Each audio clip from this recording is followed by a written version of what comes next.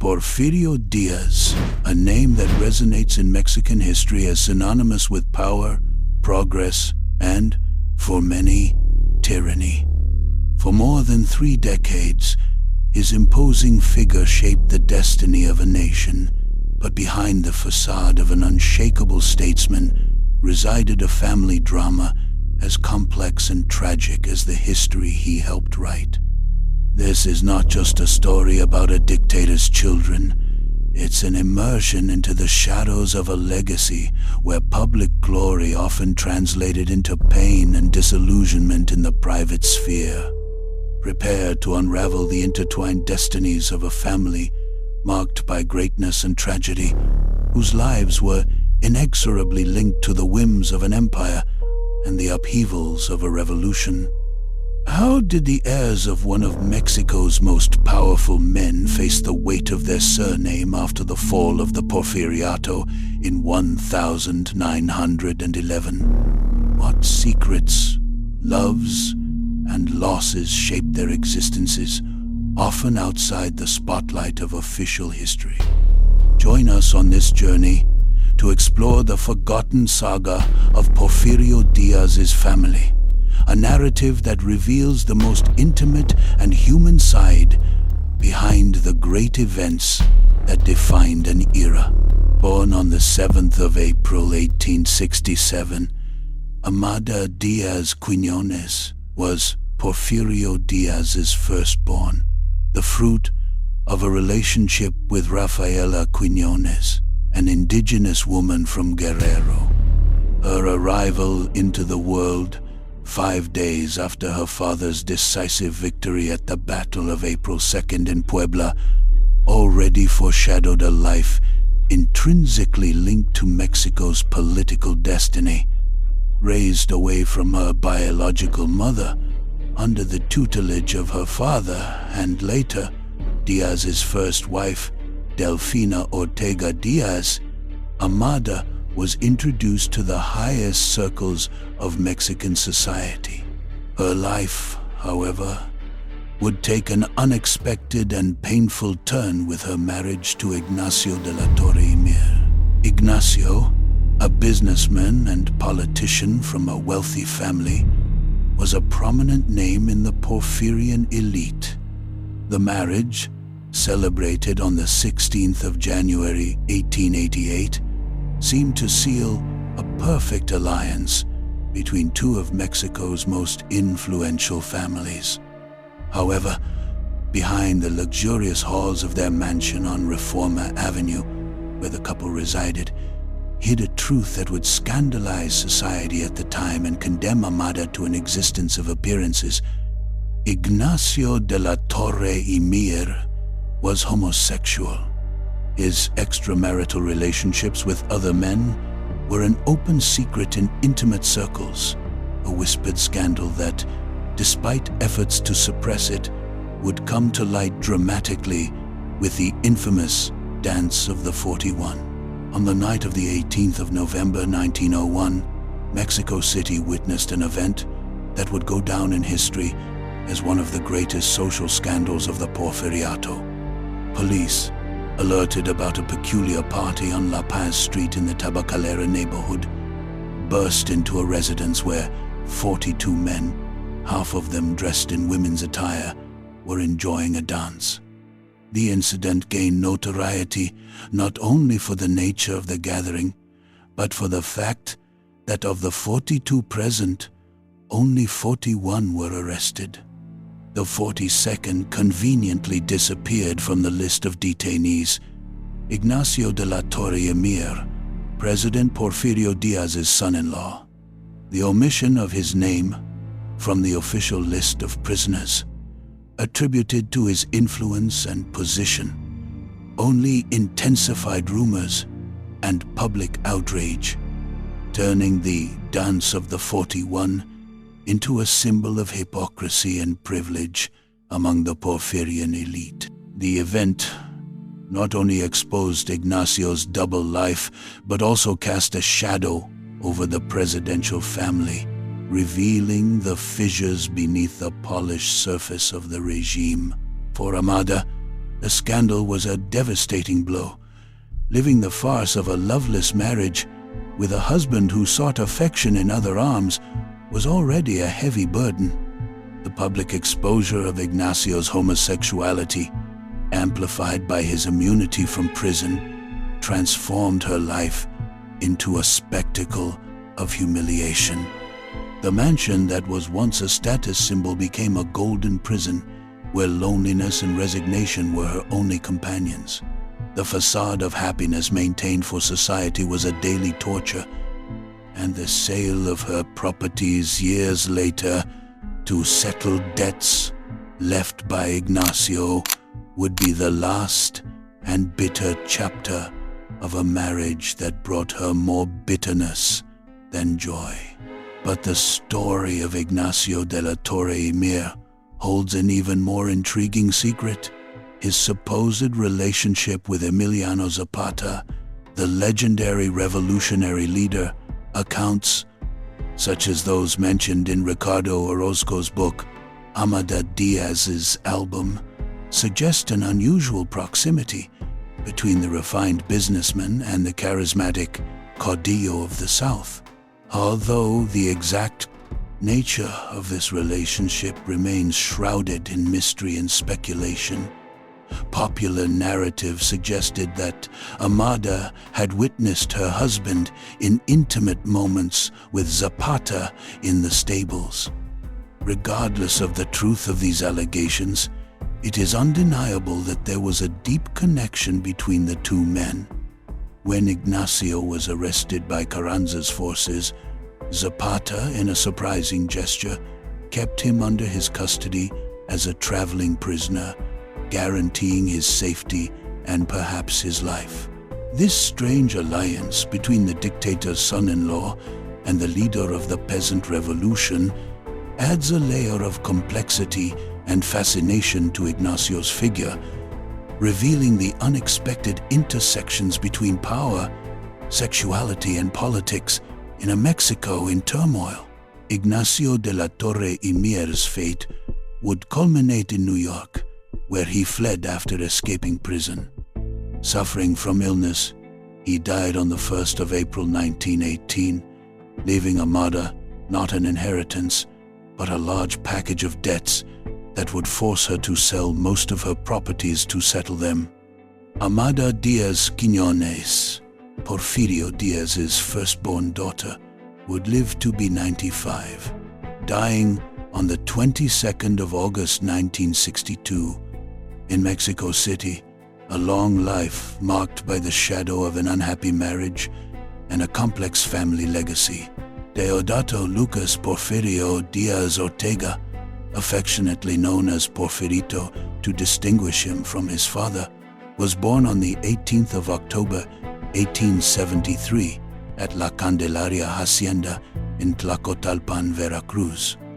He was the first child of Porfirio Díaz and Delfina Ortega Diaz to reach adulthood, a sad reality that tormented the presidential family, who saw 5 of their 8 children die in infancy.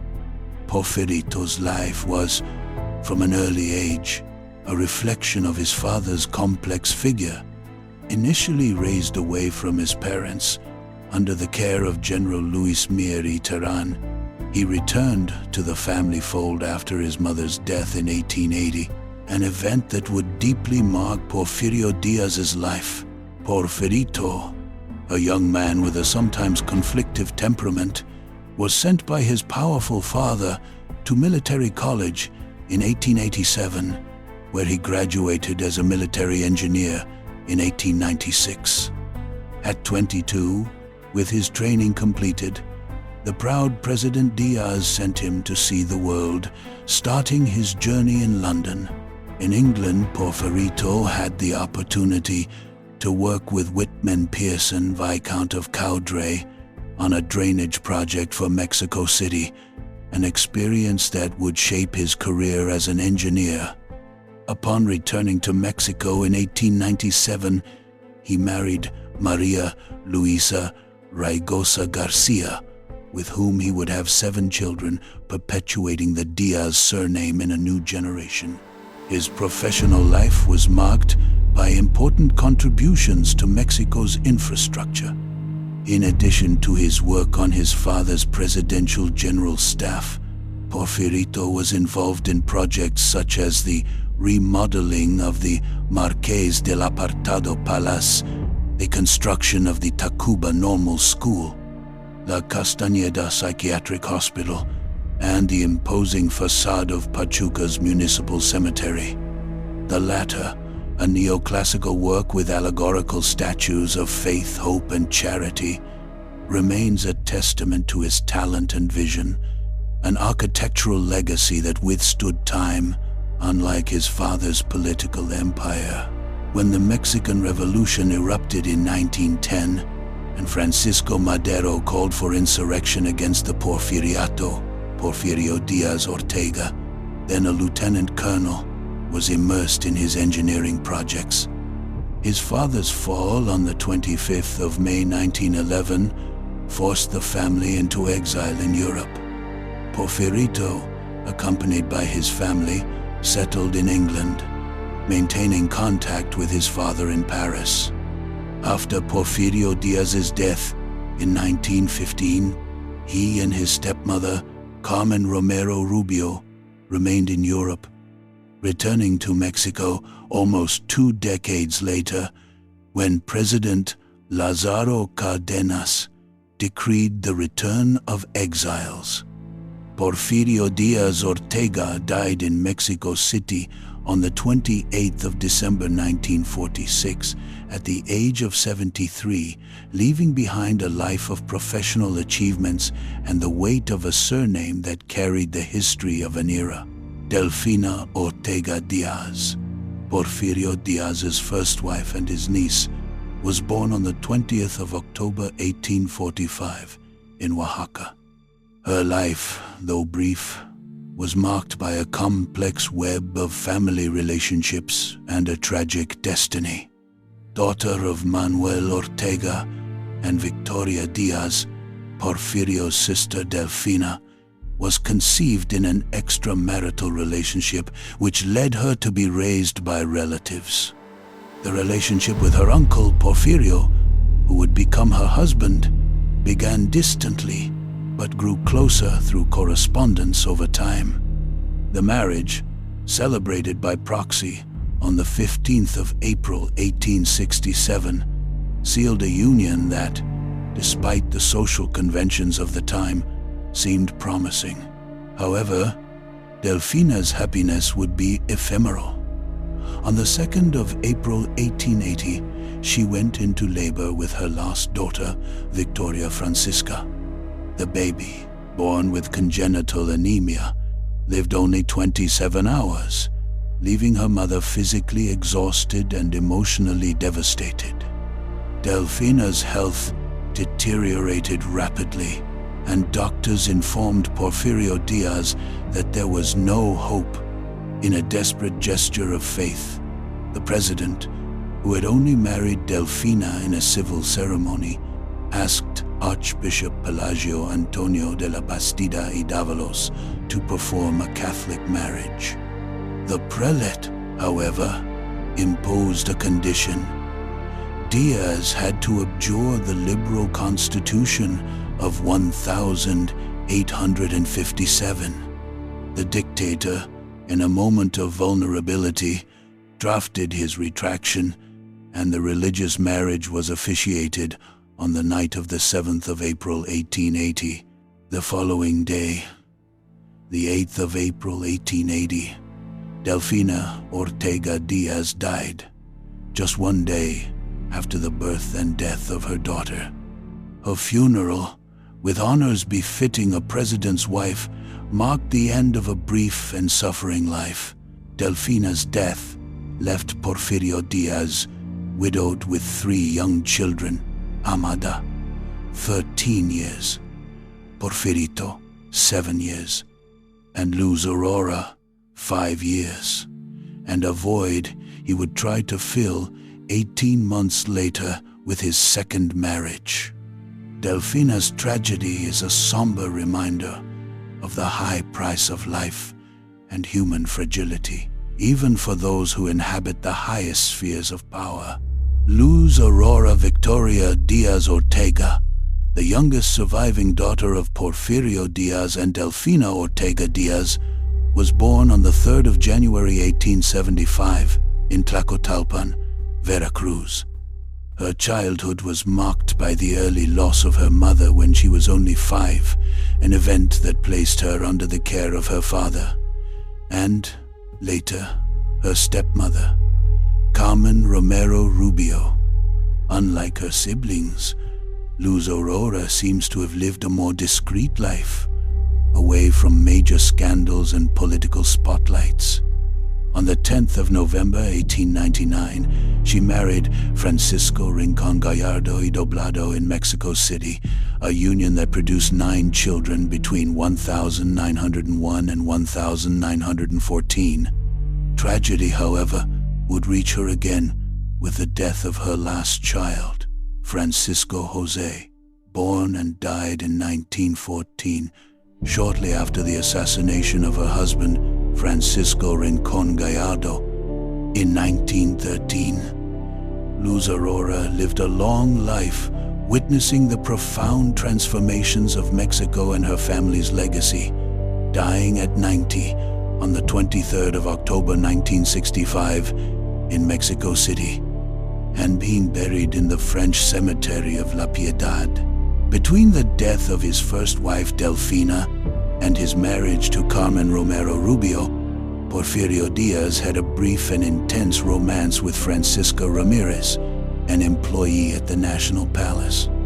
From this relationship, a son was born, Federico Tomás Díaz y Ramirez, on the 1st of February 1881 in Mexico City. However, the powerful general would never officially recognize him.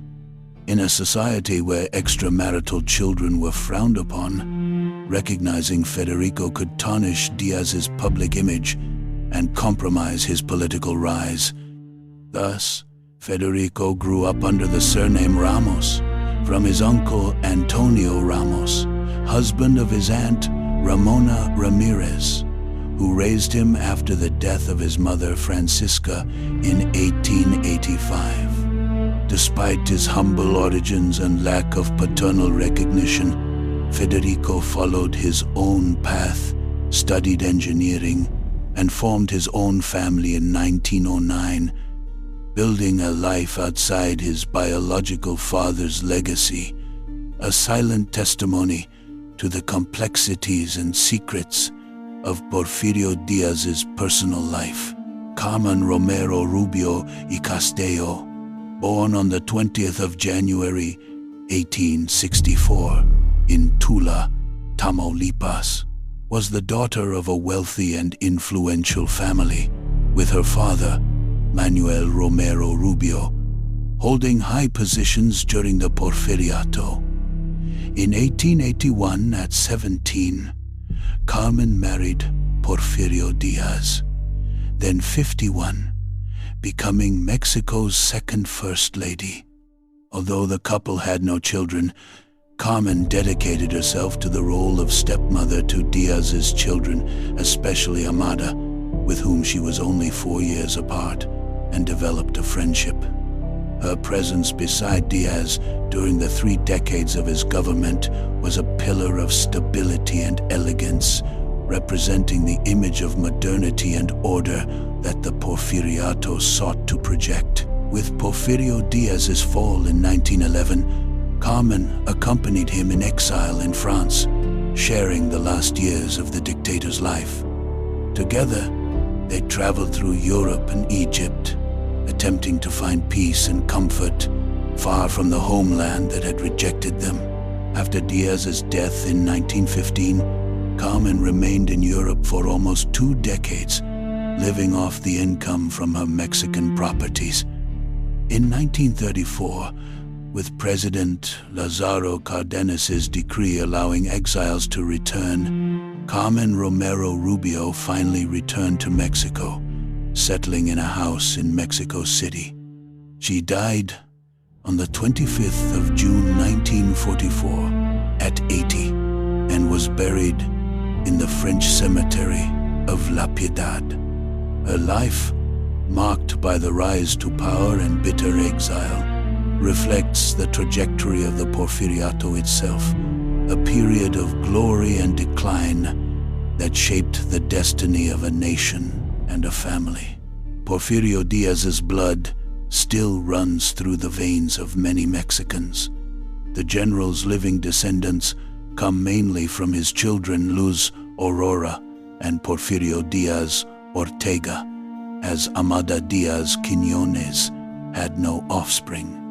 As of 2015, several great-grandchildren of the general were still alive, such as Mónica Díaz Gilsis, María Eugenia Díaz Hastine, José de la Cruz Díaz Hastine, and Ignacio Díaz Vocero, the latter frequently acting as the family's spokesperson in official statements.